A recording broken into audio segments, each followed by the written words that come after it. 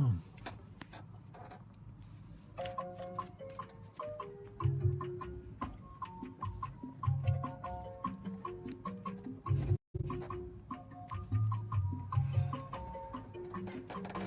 okay, just settle.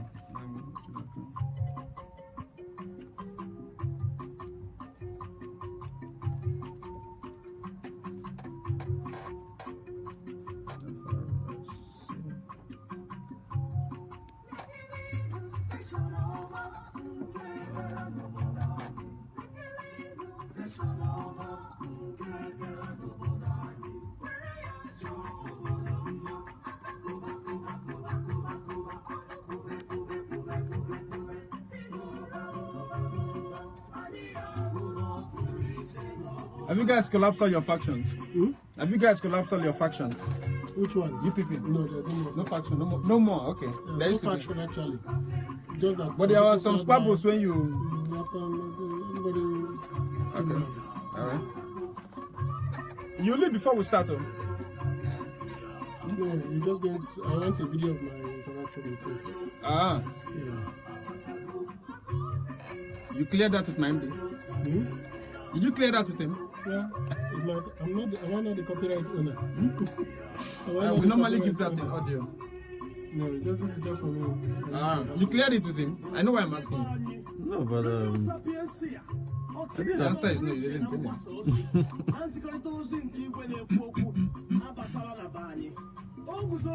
They said there's a first time favor.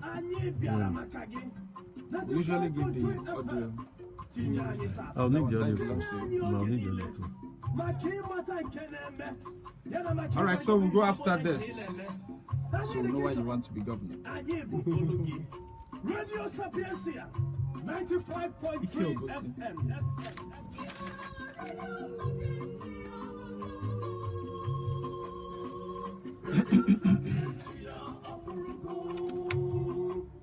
Have you started? Yeah. Huh? Why not? You should wait till we go live to start.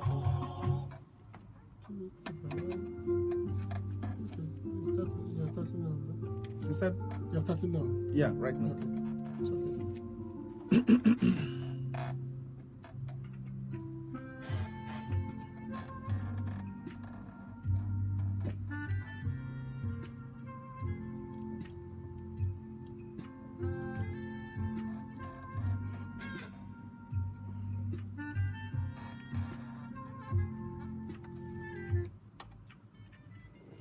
Good evening. You're still listening to Radio Sapientia 95.3 FM, the best dialist of the Niger. Always imitated, never duplicated, original, number one. Thursday evening, 28th day of September 2017. Our studio time check is 8 minutes gone past 7 p.m.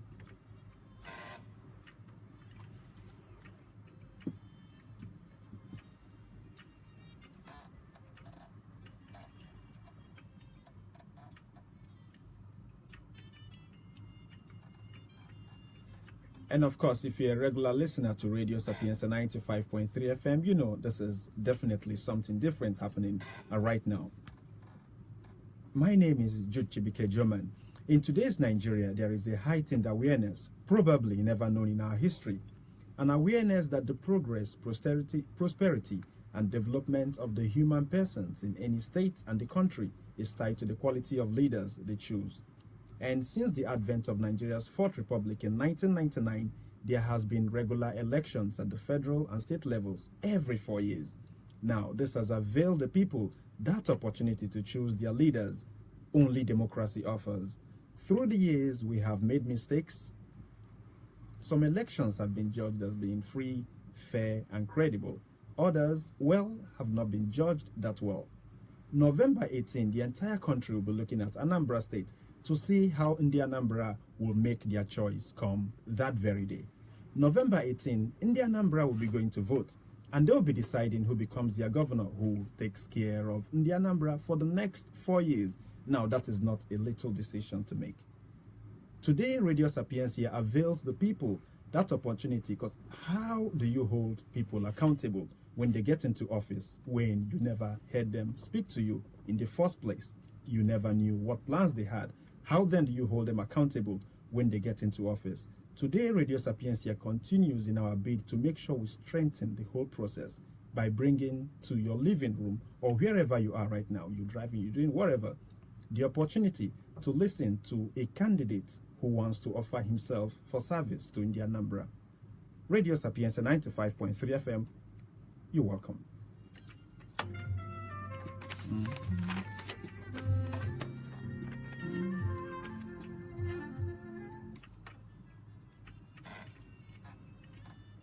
All right, with me today in the studios of Radio Sapientia, I do have Chief Osita Chidoka and the Ike Obosi. He also has the OFR honor from Nigeria. He's the former Corps Marshal of the FRSC. He's also a former aviation minister. Seem to be former so many things. I wonder maybe in the course of this program you tell me some other formers you are. But then today he's here in the studios of Radio Sapientia as the governorship candidate of the UPP. You're welcome to the studios of Radio Sapientia. Thank you very much and good evening.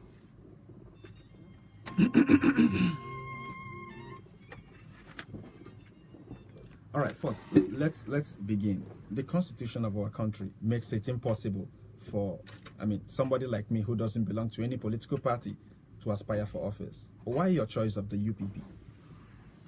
Well, UPP represents at this point in time, it aggregates my thoughts about Nigeria. I've been in the PDP, I've been a minister of the Federal Republic, and I came to the conclusion that this country needs to be recalibrated. The country needs to be re-engineered. Not so much as because that the structure is the reason why the country is the way it is, but it will remove an impediment for us to have the conversations about good governance. All right. So UPP says we will support self-determination. We will support the right of all the groups in Nigeria to determine how Nigeria will run so that it will work for everybody. Currently, Nigeria is not working for everybody. It's not working for anybody in Nigeria. And I believe that it's not only the Igbos that have a case to make in Nigeria, but I think every group in Nigeria has an issue, and UPP represents, for me, the best platform to aggregate those thoughts, especially as it affects the Igbo, and present it to Nigeria. So that's your thought about Nigeria? I think that Nigeria is potentially a great country. All right. And I think that Nigeria has so many things going for it. Population, great weather, fertile land, surrounded by water on the coast, from the rainforest in the south to the savannah in the north. We come to the center with different things to the table. But I think that Nigeria has been unlucky in that it hasn't been able to unlock these potentials. And I think that a few things stand in the way of unlocking these potentials. One is ethnicity. And ethnicity in itself is not a bad thing because, ethnic affirmation is also an important form of the human being before you can affirm a national identity. But it has blocked us from looking at what will unlock the values in Nigeria. It has blocked us to dissipate our energy across the whole country while trying to be politically correct, while trying to get an inclusive country. Now, building an inclusive country is a very important thing to do, but also being able to develop that country. Just take a look at it. In 30 years' time, Nigeria is going to be one of the biggest nations in the world in terms of population. We're going to be more populous than the United States of America. And yet, we have the 1/15th of the GDP of the state of Texas, of the United States. And we have of the GDP of the United States. And then we have a land area that is just about less than the size of Texas. And in spite of this population growth, there is desert encroachment coming from the north, traveling at almost 6 kilometers per annum. So in about 18 years, you know how many kilometers the desert will have gone. We have the erosion in the southeast, eroding most of our land due to heavy population activity going on here. Then we have the coastline of Nigeria suffering from oil pollution and all the problems associated with drilling offshore. Now, if you combine this problem with the huge human population that we'll be getting, while there's a potential for us to get a population dividend, a youth dividend, there's now this population, this problem of being able not to feed this population, All right. being able not to accommodate this population. So we need to begin now to think, to ask ourselves difficult questions. All right. What do we need to do to build a modern society that works for everybody? And I think that that question has not been answered, has not been asked properly, and has not been answered in Nigeria. And we need to ask that question. Now that question has not been asked properly, and that, of course you need to ask the question before it's answered. Now your focus is Anambra State. Yes. And you want to become governor of Anambra State. First, I'm going to ask you the very straight question. Somebody who looks at you or sits down with you and tells you, well, you want to become governor of this state, maybe you are not qualified. What would be your straight answer to that person? Well, if not that, it would be rude to kick the person out of my room. Well, if it's in your room, you wouldn't be rude, though. Just kick the person out of my room. Okay. But what would be interesting would be to say that, if not me, who? In terms of qualification. I bring to the table a very strong resume. And what's to the that resume? governorship of Anambra State. I bring to that table a 1 year experience running a complex multiple ministry like the Ministry of Aviation. And I bring to the table 7 years of running the Federal Road Safety Corps, a law enforcement agency that is all over the country. I bring to the table having served various ministers in this country as special assistant, personal assistant from the Ministry of Works, Ministry of Works and Housing, Ministry of Transport, Ministry of FCT. I bring to the table the fact that I have strong academic background, starting from deputy senior prefect in secondary school, leading the debating team, leading the quiz team, coming up together to youth service, NYSC award winner at the NYSC, an automatic employee of the federal government, schools through the National University of Singapore, through to the George Mason University in the US. I come to the table with the resume to understand what the issues are and apply global and local solutions to them. You understand? And more importantly, I'm also going to say to the person, I also have sat on the throne of Ikobosi for the last 8 years. Whatever that means. All right. Now, I'm going to ask you another question. You said you understand what the issues are. Yes. Now, somebody throws that question to you and tells you, well, you're coming to become governor of Anambra State. That's what you aspire for. Yes. And you're moving from community to community right now. You're meeting people. You're talking to people. And then they tell you, it's good as it is in Anambra State. I mean, we have a sitting governor who is performing so well. And they tell you also that, I mean, somebody has gone around the state saying, if it's not broken, why fix it? Now, what would you say?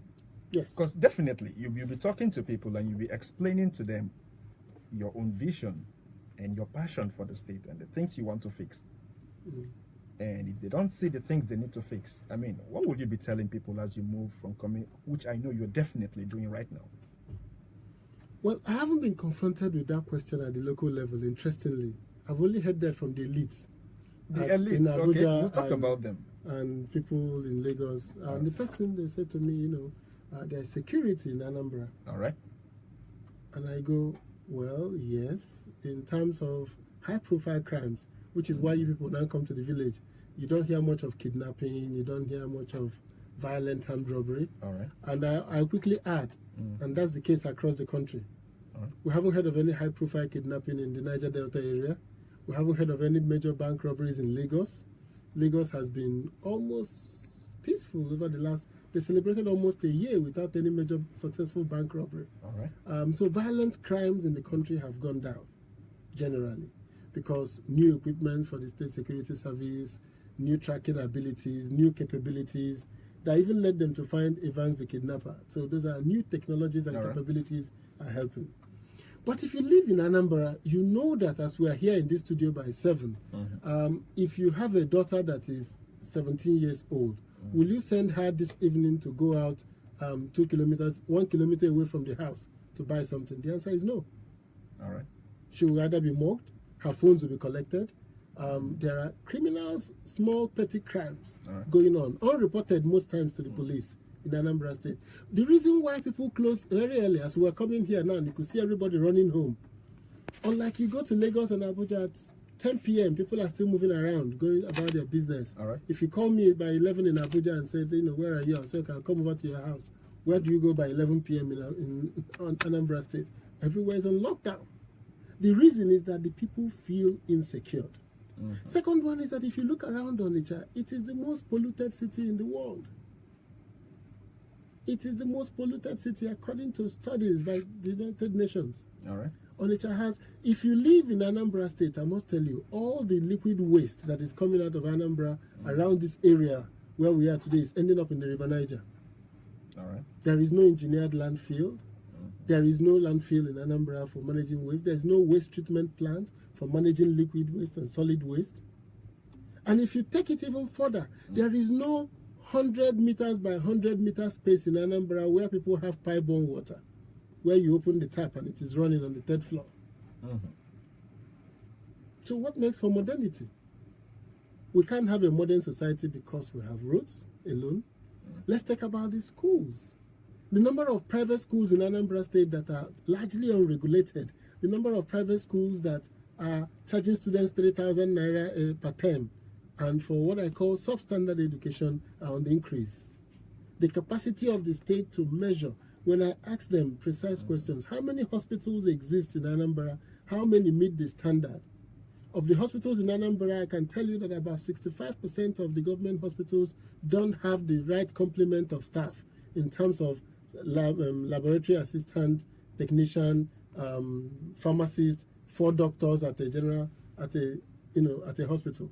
All right. So in terms of all the indicators that matter to the human being, what makes the human being exist and what makes the human being happy, if you look at the schools, don't look at the results from Anambra State. It tells a different story. It tells the story of the ingenuity of the Igbo man, of the hard work of the Igbo man. It doesn't tell the story of the input. It's telling the story of the output. And that is why we're a very competitive society. Despite the poor and dirty nature of the Onitsha market, people are milking out millions out of that market. So if anybody tells me that Anambra State is running well, the first question I will ask the person is, if you have a child today, where do you register the birth? They'll say local government. Ask the state government to tell you how many births happened in Anambra State this month. All right. Nobody knows. Ask them how many deaths occurred in Anambra this month. Nobody knows. How many people went to hospitals in Anambra today and are suffering from diabetes or high blood pressure to determine the state's intervention in those areas that matter to the people? Nobody has that data. So when you talk about a state running, my first question is, there is no way you can make improvement if you don't monitor and if you don't measure. All right. You have to monitor, you have to measure before you can improve. And that is my philosophy of governance, that we must do the M²I. You have to monitor, you have to measure, and you have to improve. So what I will do in Anambra State is, for the very first time, we have to come back and put a measurement matrix in place. All right. And what is key about that is, I'll tell you something. I heard the government announce that they will build 326 clinics in the wards in Anambra State, in the 326 wards. So the first question you ask yourself, do you have 326 doctors in Anambra State? Isn't there something about the software? Is it only the hardware to just build the houses? All right. And do you have enough nurses to provide 4 nurses in each of those clinics? Now, but the question is, you cannot use a politically constructed reality for people's lives. So if you want to build hospitals, you must define a situation that says, are we going to have 50, are we going to go by population? Right. In any radius where we have about 10,000 people, we need to have 1 clinic, 1 school, 1 this. When we have about 40,000 people, then a general hospital, it is. Or are we going to say, by geography, every 10 kilometers of where people live, radius, there will be at least a primary school. I would say every 5 kilometers, so that children do not walk long distances to school. But you have to have a format that works with the human beings, not that is artificially created. Because you come to some communities, so you go to Dunikofe, you have ward 1, 2, and 3, and the number of population there is 2,000, 3,000, 4,000 people in each of these wards. Then you come to a place like Mpo 2, which is a ward that has 30,000 people. So how do you now say you are building one clinic in a 30,000 population and 3 clinics in 3,000 population? It doesn't make sense. So we need to have intelligent governance. We need to have modernized governance in Anambra State. Anambra needs to beat below, punch above his weight, at his weight. It's punching below his weight. I think that Anambra State needs to be second to Lagos in terms of all the parameters. All right. Because as late as mid 70s, GRA Onitsha was at the same level as Ikoyi and Victoria Land. Today, those areas have taken off. Lekki has taken off. And now you see Orezunaka, coming up. And you see a whole new suburban area adjoining Onitsha coming up. And I haven't seen a holistic master plan to ensure that these are livable cities where people have parks, where people have infrastructure for leisure, where people have access to facilities. Schools are located at defined points. I'm sure if you walk around this whole estate, there is no school plots. People are just turning private houses to schools. So the students don't get to exercise. They don't get to play football anymore. There are no football fields. All right. If you walk around this estate now, you won't see a football field because nobody have sat down to move away from what I call the estate mentality to planning livable spaces, cities where people can grow and be happy, cities where people can bring up children and those children can compete globally. All right. So I believe that all is not well with Anambra and we need to fix it. Now, anyone listening to you right now will agree with you something you said earlier, and when you said it, I wrote it down. I was waiting for you to speak, and now you've spoken. It's clear you understand the issues. That's one thing. It's clear you understand the issues because you talked about education, you talked about health, you talked about data, and these are very key things. Now, the question I'm going to ask you is this. I'm not going to say if somebody should ask you. The question I'm going to ask you straightforward is this. You talked about political construction. You're a politician, so maybe you know how politicians construct these things. How is anyone sure? How am I listening to you right now and every other person listening to you right now going to be convinced that you're going to get in there if you do get in there and you're going to do these things the way you said it? Because, Nigerians, we are tired of people who come every 4 years. We hear all of these promises. People address our issues. Sometimes we like to say our politics is not issue-based, but sometimes you listen to politicians. They're talking about the issues. But the problem is people get in there, and then there is no fund for this, and then that is when they get to realize that their predecessor cleaned up the whole account, and, we get to hear all of these promises. What is it about you that you bring? I mean, you've talked about the things you bring to the table. You talked about your resume. You talked about academics. You've talked about all of these things. Now, what do you bring to the table to convince everybody listening to you right now that you're going to get in there and you get to get these things done? Well, first of all, is what I call my moral underpinning. My philosophy as a human being. What makes me exist. Most times, people do not have a moral compass. So their attitude to society, they don't have a sense of monuments, of monumentalism. All right. My greatest desire is to outlive myself. In that we still talk about Zik today. We still talk about Emayo Bara today. All right. We still talk about Awolowo today. I don't believe that what made those people join those pantheon of gods have stopped existing today. So I want to be able to join that pantheon of gods. I want to be able to finish and people will look back and say, this is what we got from Osita Chidoka ruling Anambra State. All right. And this is what I did when I was at the Federal Road Safety Commission. So everything I'm telling you now, the principle of monitor, measure, improve. I designed M square I, you called it. Yes, M square I. I designed it when I was co-marshal of Federal Road Safety. All right. And now in Anambra, I'm designing what I call knives: knowledge, vision, execute, and sustain. So KN stands for knowledge. So knives, you call knives. I call it knives. And I said, your choice of this. Knives is knowledge. We are going to use that knife to cut through the morass of bureaucracy, to cut through ignorance, to cut through all the obstacles. Once again, you said knowledge, what? Vision. Okay, vision. Execute. Execute. And sustain. So we have to know. Our first job will be to know. What do we have? what don't we have? I like it whenever I see CNN correspondents, maybe during a breaking news, they call their correspondent, and the first question they ask is, what do we know at this time? All right. So what do we know? How many students do we have in our schools? How many teachers do we have? What is going to be our standard? How many hospitals, private and public, do we have? So I'm going to map all of this and say this is the baseline. This is the baseline of what we know. We have knowledge. All right. We know what is available in our states. We know ourselves. We are going to create a residence card. We are going to number every house in Anambra State. We are going to name every street in Anambra State. Right. Anambra State will be geo-located and geo-mapped. So we'll be seeing every house. So this is a dwelling place. 5 people live in it. So we know that. All right. Now, after we know. Now, is that possible? Very possible. What are our local government and our students doing? Okay. What are we doing with our students who are part-time job? It's not going to be, you see, that's the thing I tell people, that if you live in yesterday, these things will look difficult. Right. In today's world, you give the people the handheld device. As they are walking, they are logging in the geomap, they are geolocating, they are driving through, even a car will drive through. And by the time you finish, the map is there. All that every local government has to do is stop thinking about 50,000 to name a street. If there is no name on the street, name it. That's all I'm asking you to do. Put a name on it. There must be eminent people in that town that needs to, you can put their names on. You can put the names of river. If anybody comes tomorrow and wants to buy it and add his father's name, so be it. Okay. But we go in there and we name every street in Anambra.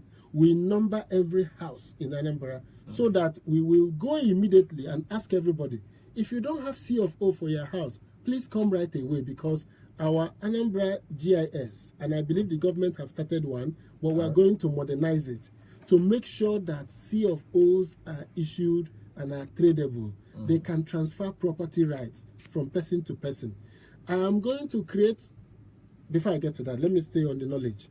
So after the knowledge, we'll then get the stakeholders in every department, every segment of our society, and map out a shared vision. We don't claim to know. I don't have the answers.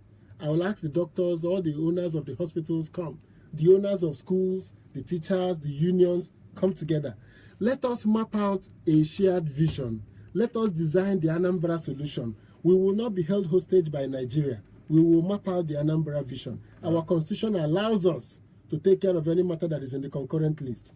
So we are going to itemize it. In the transport area, in every area, we will map out a shared vision. And our plan is that the seeking to know will happen between 1 to 6 months of our assuming office. And while that is going on, from the 3rd month, all the stakeholders have been known. So when they start sitting, we will just supply them with the data of what the current situation is and what we would like to do.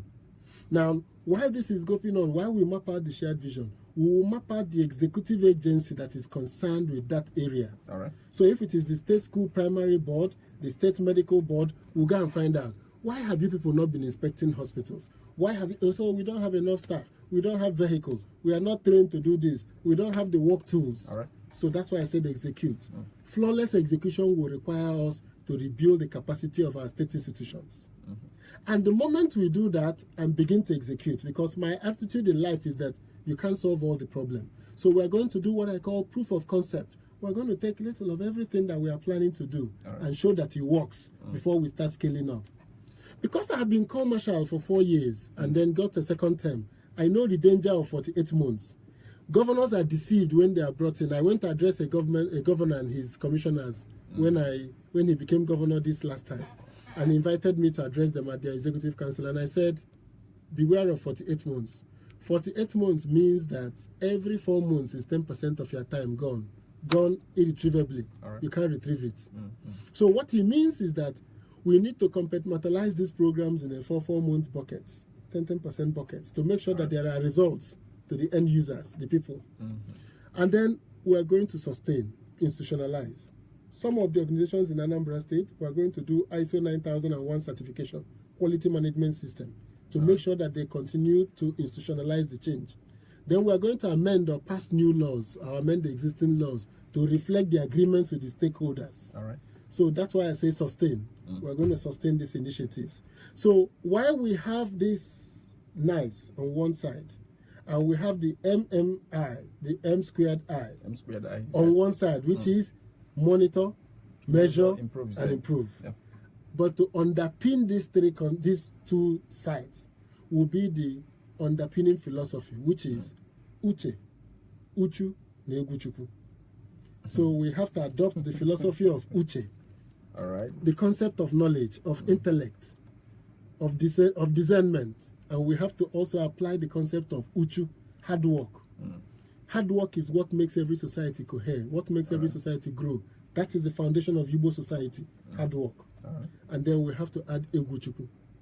Egwu-Chukwu means that if you name at the moment you close your door and you kneel down to pray or you pass in the night, is this good before the sight of your creator? So we have to return the moral values of our society, of Egwu-Chukwu.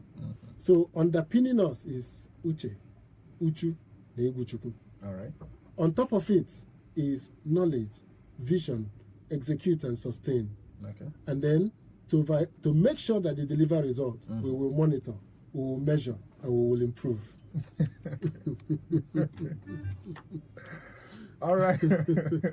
All right, so Radio Sapientia 95.3 FM. And I mean, it's very important, and we keep saying it, it's very important that people who want to offer themselves for service, first of all, offer themselves to the people. Yes. Because it's only the people who can sit down and make that choice between this and this and this. Who best addressed my issues?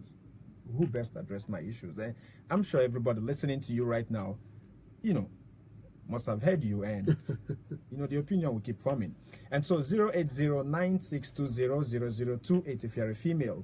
If you're a female, you call into 08096200028 for the females, and 09031989504 if you're a male.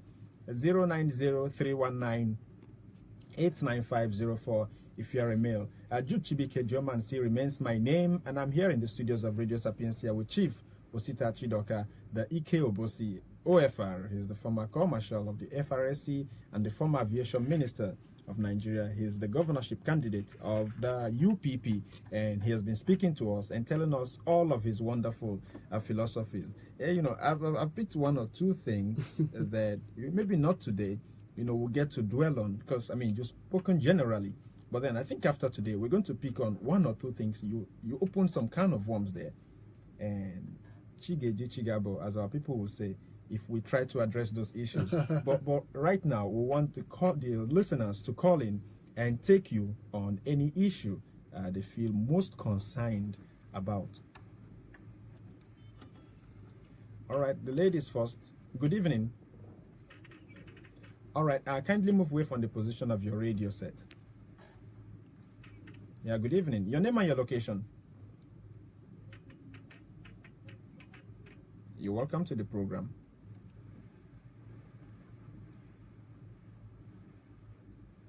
Hello? Uh-oh. Don't forget, when you call into the program, you say your name, you say your location, and then you go ahead and ask the chief any question you want to ask. He's the one who answers the questions right now. I simply allow you to do that. Hello, good evening. Yeah, good evening. You're welcome. Yeah, good evening. You're welcome. All right, welcome.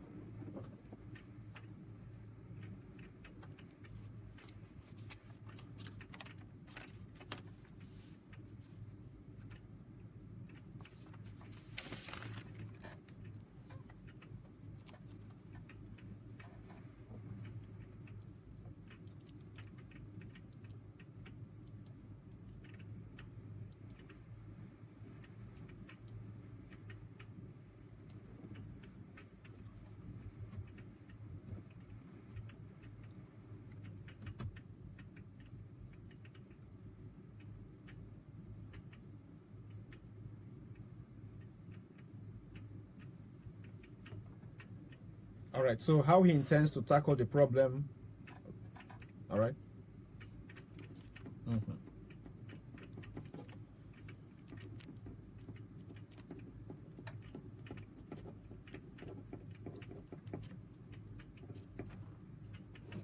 All right.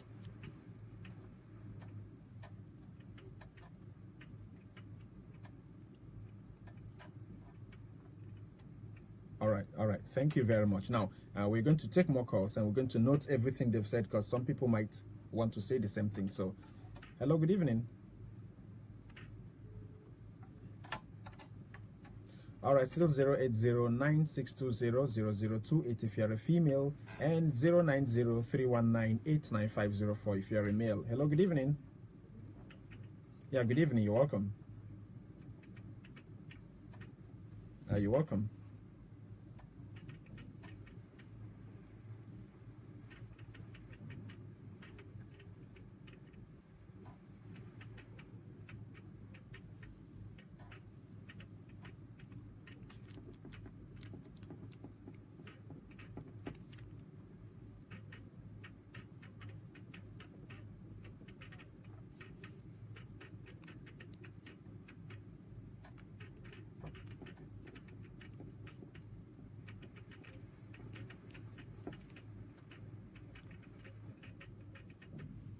All right, hello. You've asked your question. He's going to address.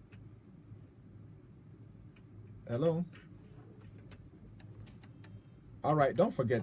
Once you make your point, he's going to address all of these issues. Let's take one more call, maybe from a female, and then you address everything. Hello. Good evening. Hello. Good evening. Hello. Good evening. All right. Your name and your location. All right, go ahead.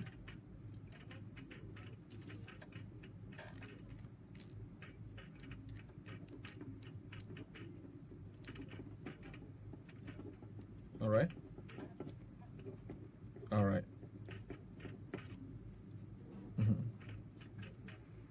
Okay.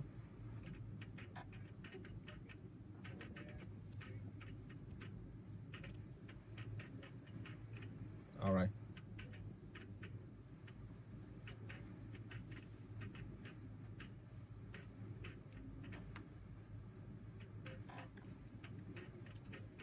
All right.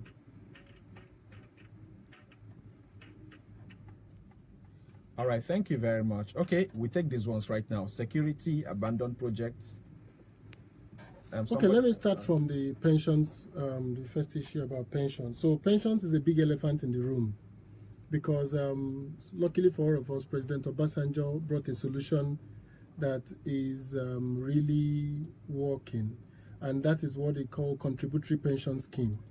So I believe that with the consistent application of the contributory pension scheme, we will resolve that issue of pensions, because it is now in the money is actually there, the accounts are funded, and it belongs and it stays with the PFA, who goes ahead to pay once you retire. But the issue of gratuity also is an issue that has to be worked into the pension deduction, so that once you are leaving office, a percentage of the money that you have accumulated with the pension funds will be released to you first, before you then decide how you want to be taking your pension, whether monthly or quarterly or annually. So, but the thing is this, most of the time, state governments don't put in the energy to do scenario planning and to plan strategically about the future. Once you don't collect data, you won't know how to position yourself in terms of your cash flows to manage the future. So we will need to go back to the table and bring out a solution that works for everybody. Part of which is that we have to increase the size of the cake. The Anambra budget is too low for the aspirations of India Anambra. We need to increase the cake by increasing productivity and by increasing our ability to generate revenue from productive ventures. Second one is a man that talked about India Anambra on road safety. Well, India Anambra used to be number 12 or 13 and number of officers in on road safety before Mbata. When now Anambra number 1, the number of officers in road safety, Anambra has gone from number 12 to 1. So if you go back now to road safety, find a mere recruitment, the Anambra is the least number because they are now the highest number of officers. So we are trying to get other states to meet up with the Anambra. Secondly, I didn't stop at that. The road safety were number plate factory in Lagos. They produce number plate in Nigeria. So divide there into 3. Wolof, Ujere, Abuja, Wolof, Wetoka. So all the number plate and they use in a southeast, south, and they produce here in Oka. And that happened during your tenure? Yes, I built it during my tenure. At the same time, I looked at the training schools in road safety. Including a Mubi, but the Marshal's training school, na just came officers training school. At the same part of the country. So I rap on a Mubi for North. The officers one with the Enugu. So you know one at the old road, Nudi. You got FRSC Academy. Yeah, I think I've seen that. That was my work. I brought it down to Anambra, to Enugu State. So, in all, I believe that Nokendi Boyforokan on road safety. But the issue of number plates, he mentioned it, and it's another matter we can discuss another day. First information on Choke and the road safety had a number plate to end users. All state governments issue number plate and driver's license. So, AG license motogi, number plate bo 10,000 naira. Okay. Before, it used to be 5,000. All the Joint Tax Board, when we told them we wanted to change the new number plate, road safety, the number plates are 2,005 to in this state. I said, no gonna cost us 5,000 to in this state because naga add the VIT, add there the database, add there all the things again. Can you trace moto? Moto from point A to B. The data will be captured by the state.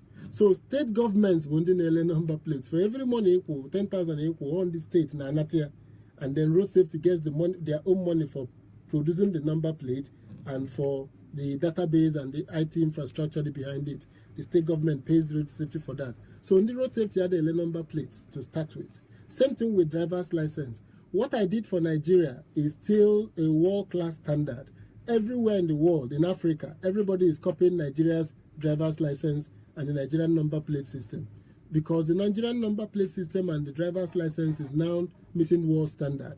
Anytime you register motor, with the motor nori, a police report to gear. Once it's here in a database in the road safety, go to gear.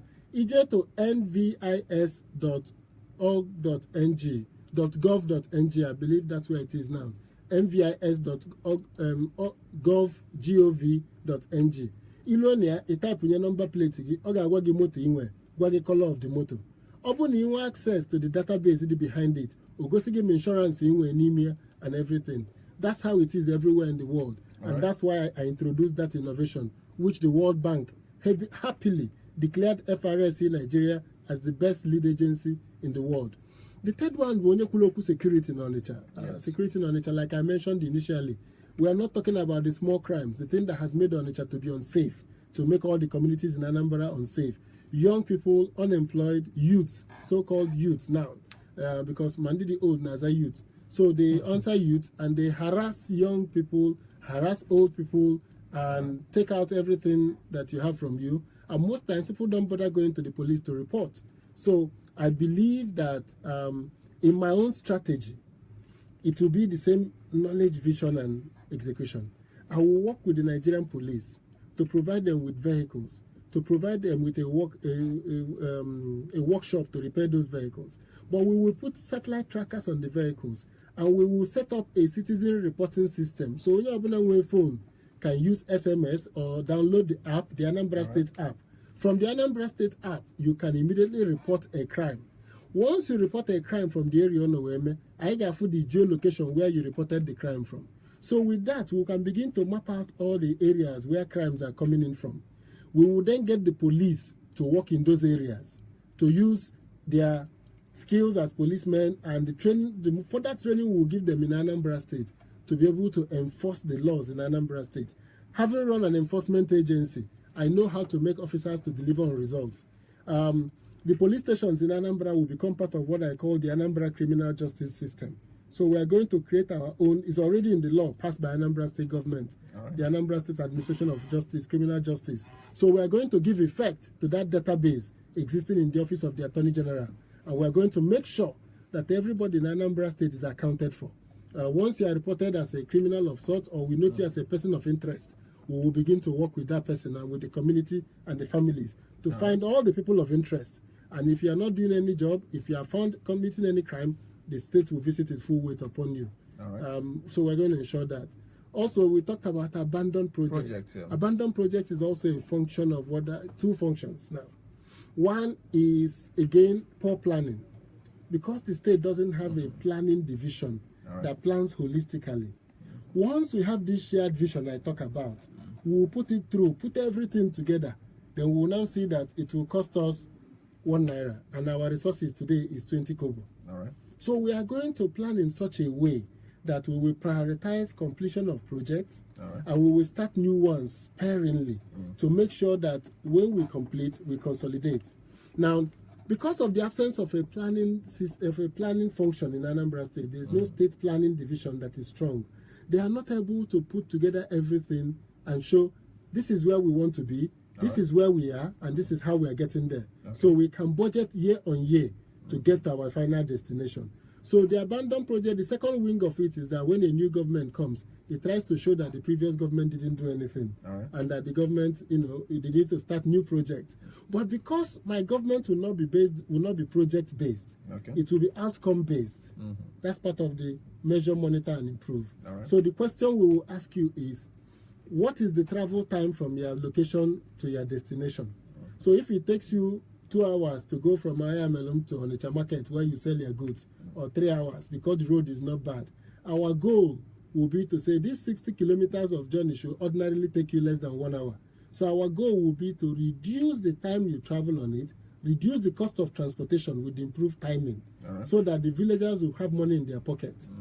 So the policy is not about commissioning road projects. It's now about making sure that the outcomes are beneficial to the individual.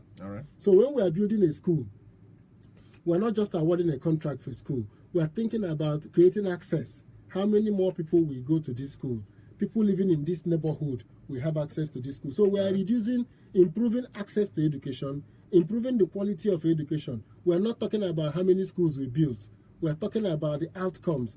How many children now have good classrooms to go to school? So we're going not to be bothering about saying, my predecessor started this project. No, we're going to be talking about improving the lives of Anambra based on outcomes. At the end of my 4 years, you will measure, have you made progress from where you were to where you're going to? All right, so 08096200028 if you're a female, and 09031989504 for the males. All right, I think we can take one more call. Hello, good evening. Good.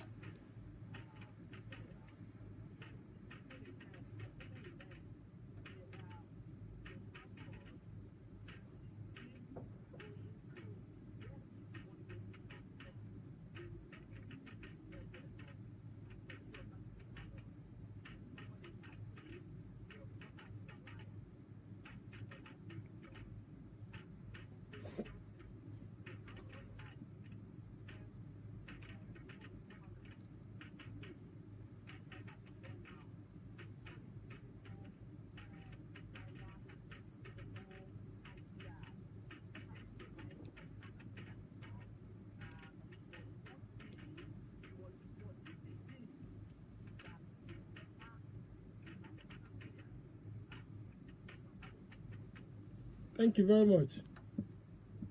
All right, how you answer this question in less than 2 minutes is going to be... All right, well, in 2 minutes, I will just tell you that, yes, on the issue, will it be me? Well, first of all, I have made contributions to the state.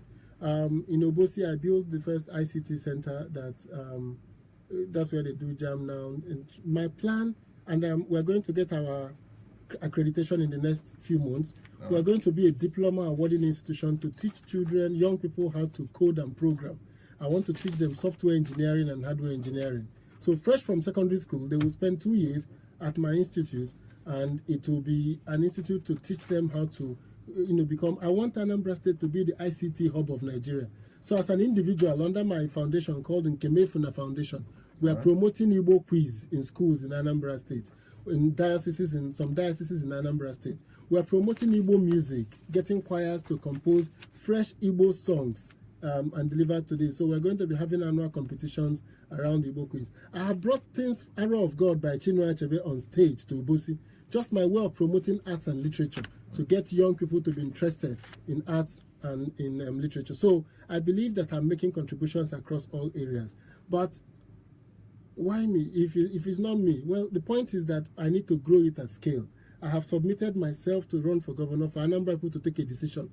If they agree with my vision, then I'll be able to do all this I'm doing as a private person at a scale that will impact the state. Right. And one of the things I'm doing is bringing Anambra people from across all walks, both online and offline, to bring their ideas. The ideas are not going to be only mine. Even the ones I have now are not only from me. It's a conglomeration of ideas from bright Anambra people who are supporting me from across the world.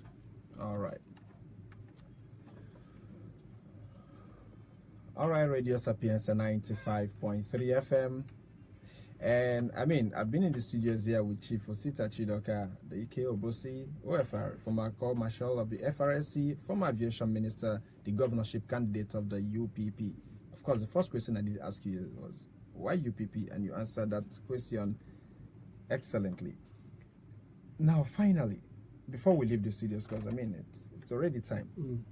In 2 minutes, if somebody was going to ask you. Not you. Well, somebody. I've asked you every question that is in my head. Okay. So I'm just wondering, if somebody was going to ask you, what do you think your chances are? I mean, you are in the field, you are out there. Yes. What do you think your chances are?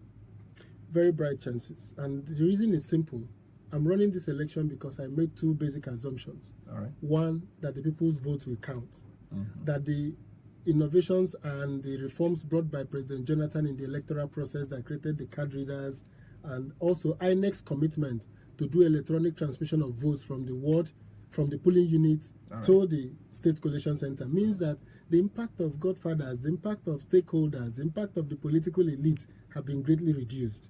What matters now is how much you're able to sell your message to the masses. So those are my two basic assumptions. If it was to be the days when they will carry the ballot box, or the soldiers will come and carry it and write, or they go back to that strategy of saying, because we are government in power at the center, our people can have access to the INEC office and rewrite results, then my chances are low. But if it is going to be about Anambra people coming out between them and their God, confronting their demons, looking at the opportunities, looking at who will serve them, looking at what will happen to them in the years to come, I believe that my chances are very bright. And you called it an assumption. Now, one thing I'm going to tell you before you leave the studios today is how you were able to survive 1 hour selling your vision to the people without insulting anybody is amazing. I mean, I'm used to talking to politicians.